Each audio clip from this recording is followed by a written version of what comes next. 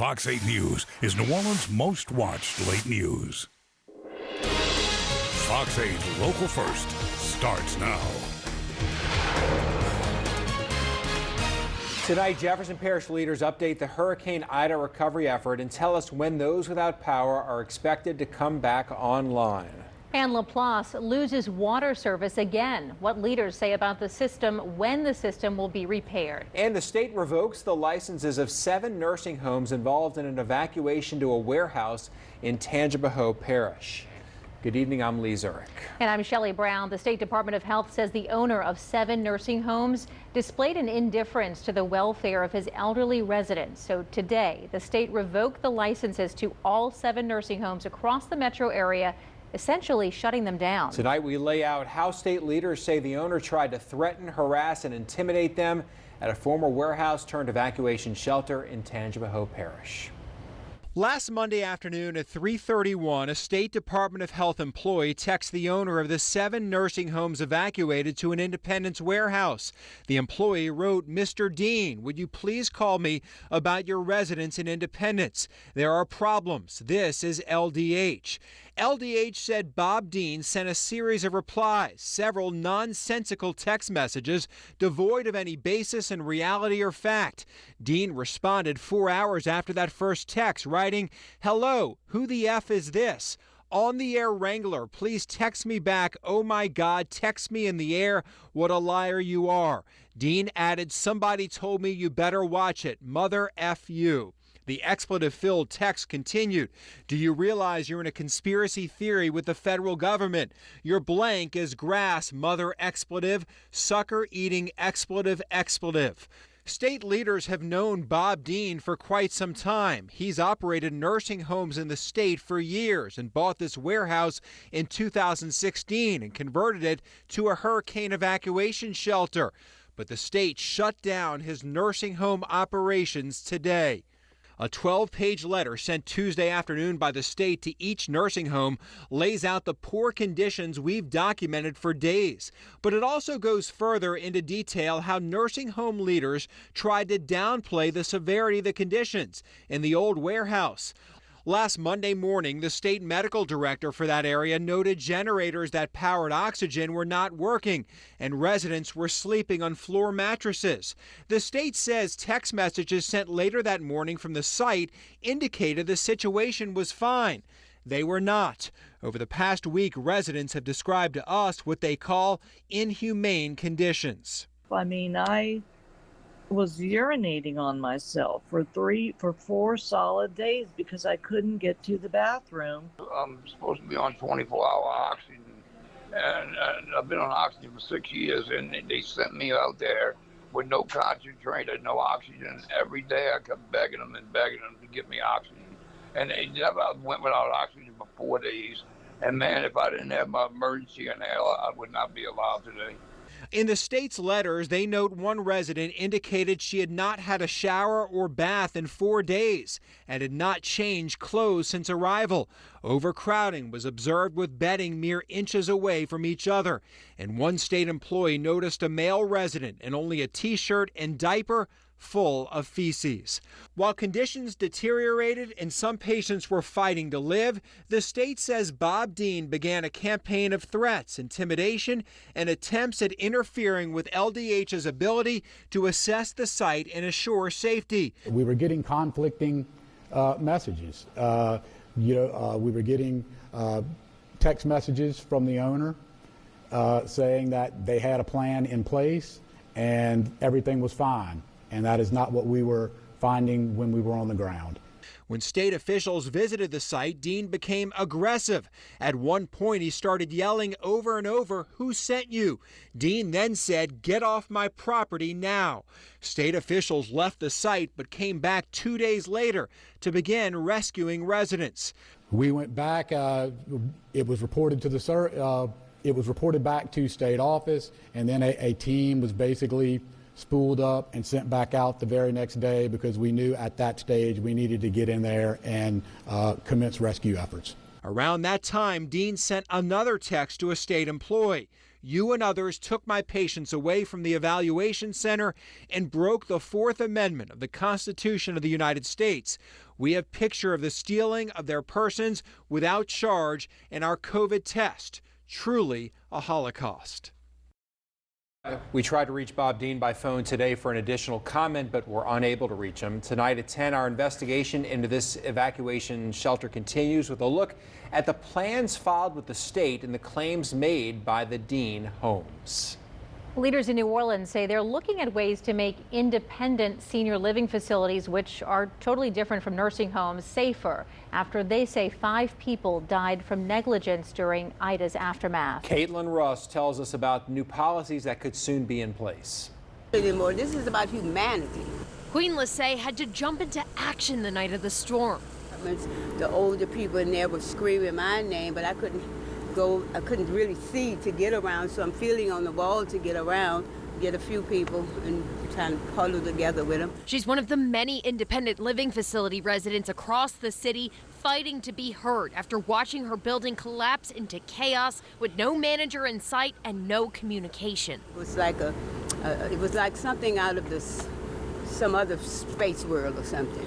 The Department of Health has evaluated 32 facilities so far and closed 9, evacuating the residents. We have identified pretty significant deferred maintenance in all of these facilities. Lots of work done without permits, things that really it's just basic building management.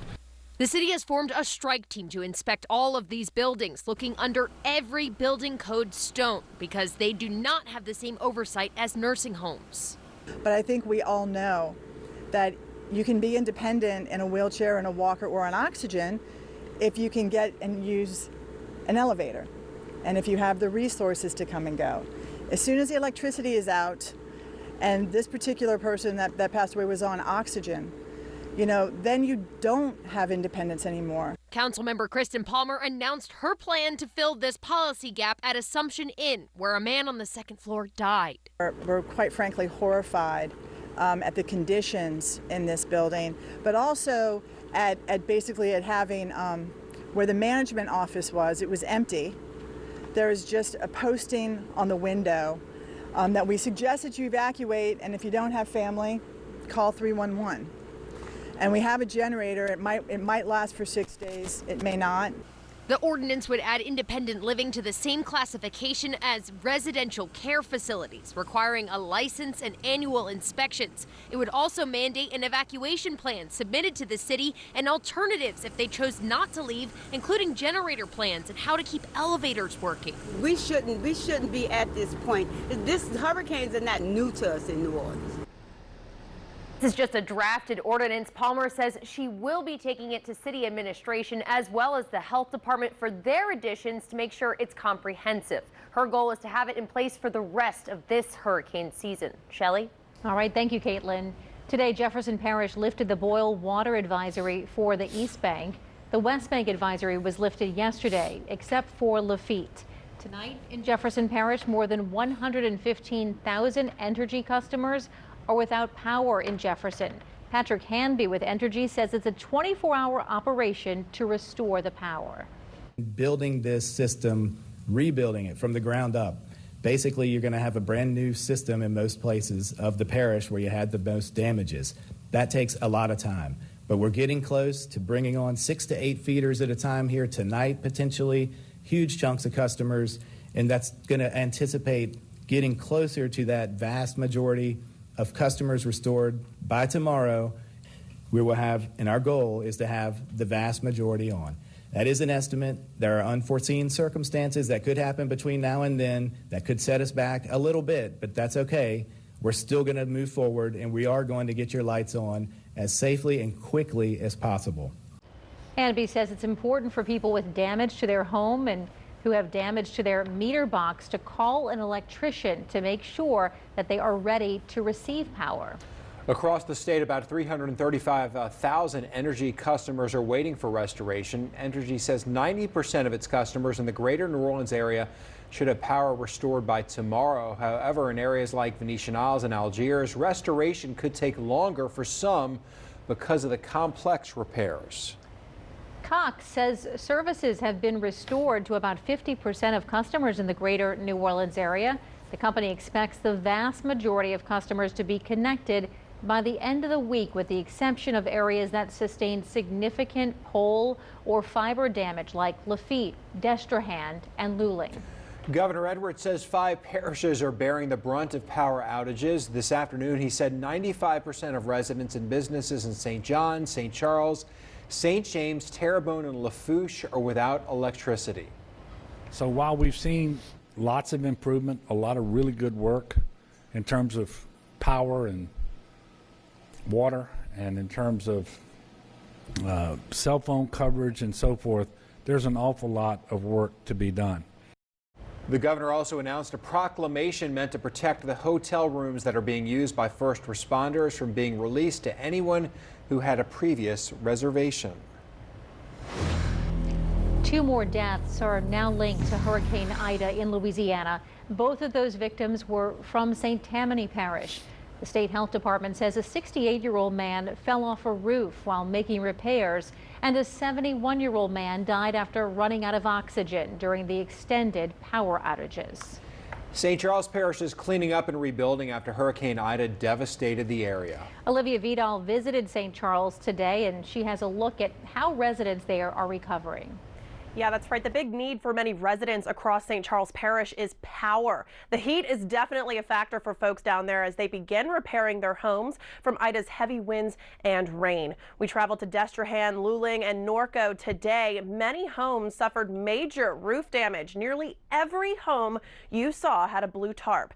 Debris piles were starting to pile high with trees, branches, furniture from water damage, and other housing materials like carpeting and fencing.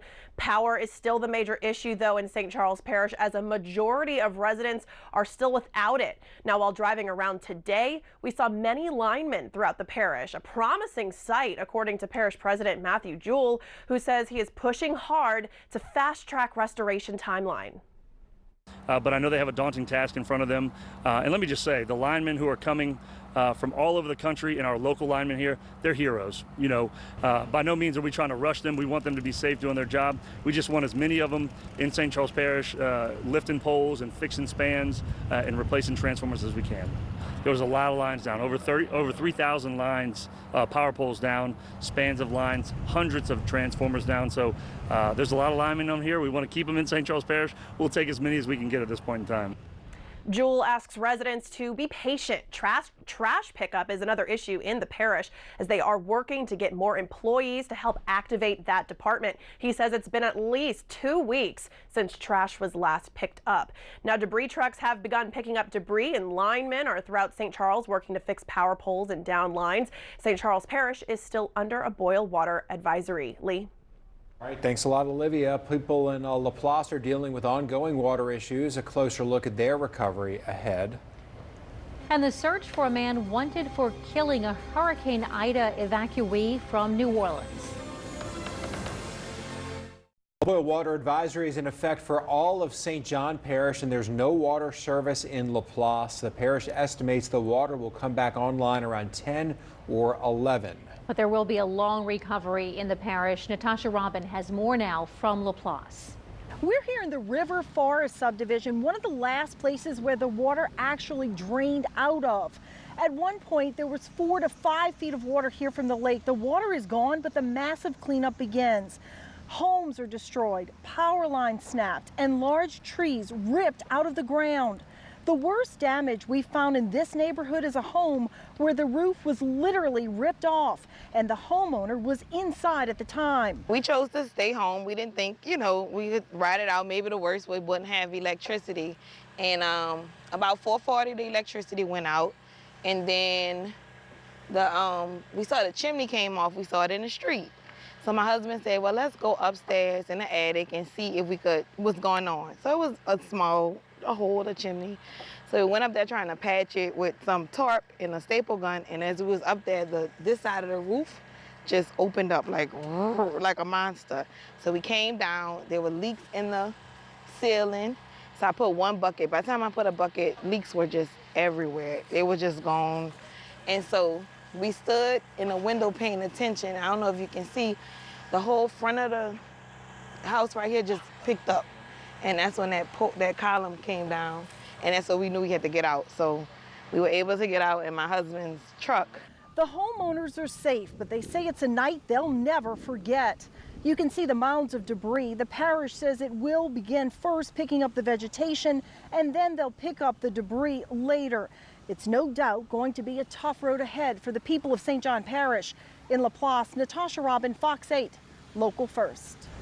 Parts of St. James Parish are starting to get re-energized, including some in Gramercy and Lutcher, Highway 20 in Vacherie, and the St. James Parish Hospital. But the parish president says it could be September 17th before St. James sees full restoration.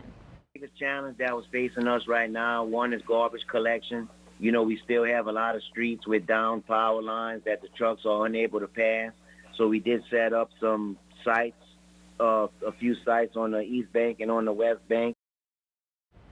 Pete Dufresne says residents can drop off household garbage to the landfills on both sides of the river. And he says while normal trash pickup started today, it could be a day behind schedule for now.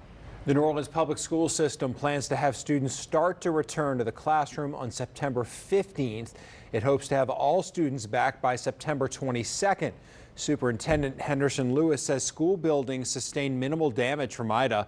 He toured some buildings today with State Superintendent Cade Brumley. Brumley discussed the effort to get children back in school across southeast Louisiana. Right now we know we have about 250,000 students as of today who are not in school as a result of Hurricane Ida, and we are hopeful that by this time next week we're under 200,000, so that those numbers will continue to improve, because what we know is that as our students move away from their schools, move away from that level of instruction, those mental health supports, those nutritional supports, their friends, their teachers, their community, their student outcomes and their well-being outcomes suffer. Superintendent Lewis is encouraging all students to be tested for COVID-19 before returning to school. On the North Shore, CLECO says it's restored power to 90% of customers in St. Tammany and Washington parishes. Entergy has nearly 5,000 customers in St. Tammany, with less than 50 without power. The Washington St. Tammany Electric Co-op says around 13% of customers in St. Tammany are still without power. 30% of customers don't have power in Tangipahoa Parish, and in Washington Parish, 3.5% of residents don't have power. Officials estimate it could take up to 3 weeks to restore it to all WSTE customers.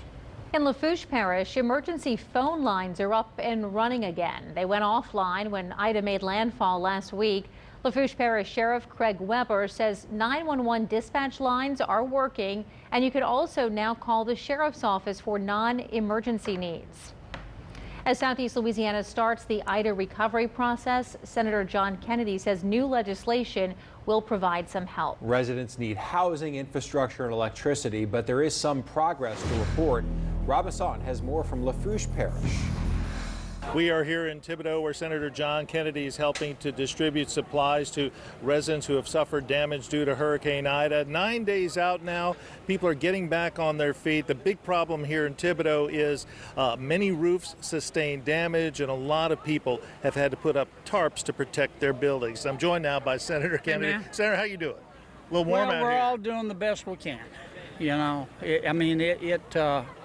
we got smacked.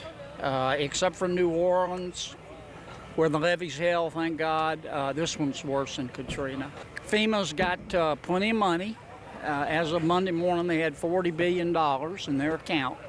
So for the short term, and FEMA's on the ground, they're not perfect, but they're doing much better than they did in Katrina. Housing is absolutely needed, more so for first responders. Lafourche Parish Sheriff Craig Weber says without temporary housing, his department will lose deputies at the worst possible time. I think you'll see an exodus. The National Guard is in Thibodaux helping distribute supplies, but more help is needed. And one Louisiana senator says he'll propose an aid bill and pressure the president to do more. I'm going to chase him like a hound from hell till we get help. Senator, do you think this is a FEMA trailer event? Do you know if they're going to be sending any of those I was talking with the governor about that. We're still trying to figure things out. For most people, electricity is the most urgent need. Over 90% of Lafourche and Terrebonne parishes have no lights. But power was restored today to Thibodaux's main hospital, while thousands more wait. Closest full-service hospital right now would be St. Mary, Oxford St. Mary in Morgan City. So our health care is all relying upon what happens at Thibodaux Regional. Heartbreaking, very heartbreaking. Seeing my family's home and my kids and everybody's hometown like this, no. Residents say they'll get by with the help of some friends. They're just hoping to get that power back on sooner than the September 29th date projected to them by Entergy. From Thibodaux, Rob Masson, Fox 8 Local First. Police in Charlotte say they're searching for a dangerous man wanted for killing a Hurricane Ida evacuee from New Orleans. And details on the effort to contain oil leaking from a ruptured line south of Fort Fourchon. Tonight, police in Charlotte, North Carolina search for a man wanted for killing a Hurricane Ida evacuee from New Orleans. Officers say Malik Moore is wanted in the death of Gabrielle Allnut. Allnut was a youth instructor with the New Orleans Academy of Fine Arts. Police found her body yesterday at an art studio in Charlotte. Moore is also wanted for a nearby assault and burglary, and officers say he could be connected to a murder in Greensboro. Investigators say in all cases it appears Moore did not know the victims. When they saw these similarities in these cases, especially the condensed time frame and the condensed geography of where these crimes happened, honestly, we've looked at everything. Moore, frankly, is just a danger to the public right now. And our goal in talking to you today is to get him located. We need the eyes of the community everywhere. Police say they are investigating additional incidents that could be linked to Moore. Parts of Plaquemines Parish are dealing with flooding and damage from Hurricane Ida. But we'll show you how many camps actually survived. Who wants some good news? Me, Lee, Shelley, they've got their hands up. Cold front coming, dew points are dropping. We've got a humidity front on the way. I'll tell you about it next. Now, your Weather Authority forecast from David Bernard. Breaking news tonight out of Mexico. There has been a very large earthquake that has occurred near Acapulco. Now, these are earthquakes in the last 24 hours. You see, there's a 4 magnitude, there's a 4. That's not a big deal. Those happen almost every day, sometimes around the Ring of Fire, as they call it. But look as we go toward this evening, and there you see 2. Now there's been an aftershock. Another 7 has showed up. The highest I've seen so far is 7.4 just east of Acapulco. It looks like about 50 or 75 miles. No word of any damages tonight, but we'll keep an eye on it for folks down to the south. Rainfall today, almost an inch at Slidell. Now, we're missing a lot of reporting sites because of the hurricane still, but we had some really heavy rain in Pierre Part and parts of St. James Parish as well. And then right over the West Bank, we had 1 to 3 inches of rain this afternoon, and even into parts of uptown New Orleans, up to an inch of rain being estimated on Viper. Also in River Ridge and Harahan, you guys had some downpours today, around a ½ inch to an inch of rain. So there was rain, but not everybody saw it. It was hot again today, 90, but that's still our average high for this time of the year. But what if I told you we could be maybe in the upper 80s and not have the feel of humidity? I've got that on the way. We've got one more humid day. Tomorrow, 85. There could be a few spotty storms developing. Winds are going to start going northerly as some drier air begins to move in. So here comes the front tomorrow. It's not going to really come through till tomorrow night. And what's this?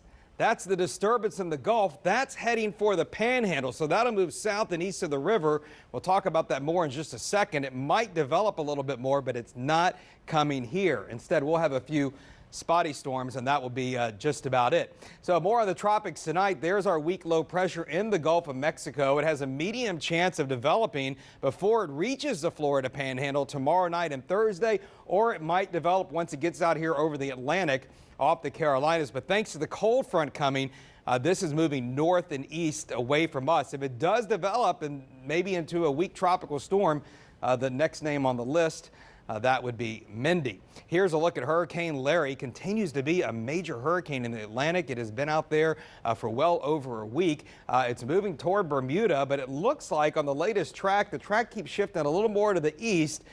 Bermuda's pretty small, so it doesn't take much for a miss. They'll probably get some impacts, maybe tropical storm conditions, and then Larry's going to go out to sea, maybe clipping parts of the Canadian Maritimes, but for the most part, hopefully not bothering too many people. Dew points, 75 in New Orleans. That's humid. 58 at Shreveport, 54 in Dallas. That's good feeling air, and it's coming our way. Look at our humidity forecast tracking the dew points. We're muggy tonight, and during the day tomorrow, not much change. We stay in the 70s for the most part, so it's still a summer feel. But by tomorrow evening, here comes that drier air. And by Thursday at noon, yeah, it's still a little humid near the coast, but look at the dew points dropping on the North Shore into the 50s and 60s. And on Friday, I'm doing the weather outside. Yeah, with this kind of weather, you better believe it. It's going to be super dry out there. There's our disturbance in the Gulf of Mexico. There's our front. Disturbance goes by to the south and east with a few storms tomorrow. Tomorrow's the last humid day. And then Thursday, look at that, into the Gulf. Here comes the dry air, the sunshine. And Friday looks like it's going to be outstanding. A cooler start. Wait till you see how cool. And warm and sunny conditions are going to continue. Great news. 40% tomorrow. Then we're dry Thursday, Friday, Saturday. A couple of spotty storms Sunday into maybe Monday and Tuesday. And here's where it pays off. The overnight lows north of the lake, even on the South Shore, will be around 70, but with the dry feel, it's going to be great. Could be as cool as 60 on Friday and Saturday morning. Could somebody hit 59 degrees? It might happen somewhere. We may have a little humidity and some storms coming back early next week, but this is just, even parts of the area tomorrow are going to notice it north of the lake. And then Thursday, Friday, and Saturday, it's going to be just great. Delta World Tire weather phone 500-2888. There you have it. Good news for once.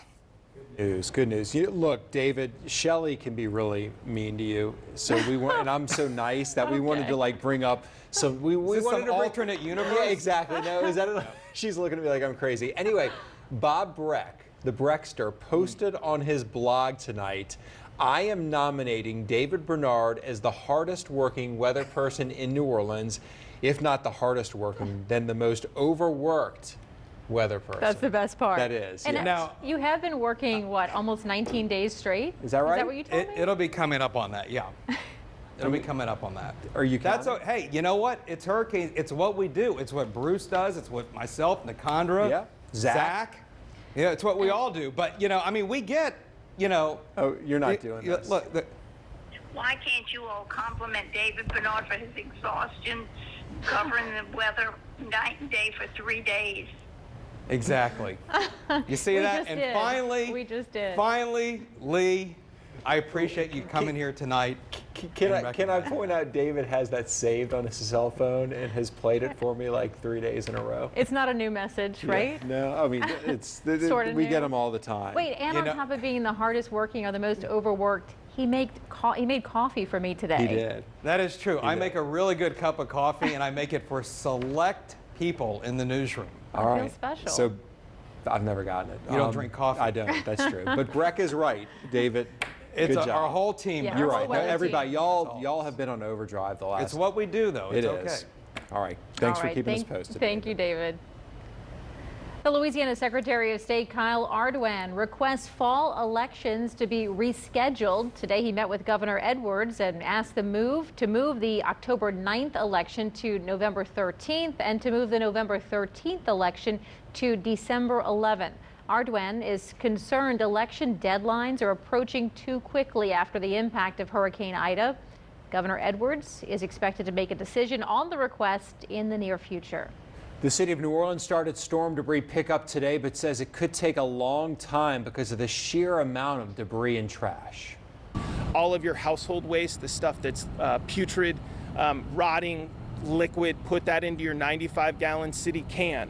We are no longer talking about normal service operations. So if you're a Thursday pickup or a Friday pickup, just disregard it because we're picking it up as quickly and as rapidly as we can. The city's deputy CAO for infrastructure says usually trucks can pick up about 5 blocks worth of trash before heading to the dump. Now they're having to go to the dump after just 1 block. Residents are asked to place their debris on the curb and not the street and away from catch basins. All recycling services have been postponed for now. Schools are being assessed on the North Shore. An update on the recovery in St. Tammany Parish ahead. And we'll show you how the National Guard is working throughout some of the hardest hit areas of the state.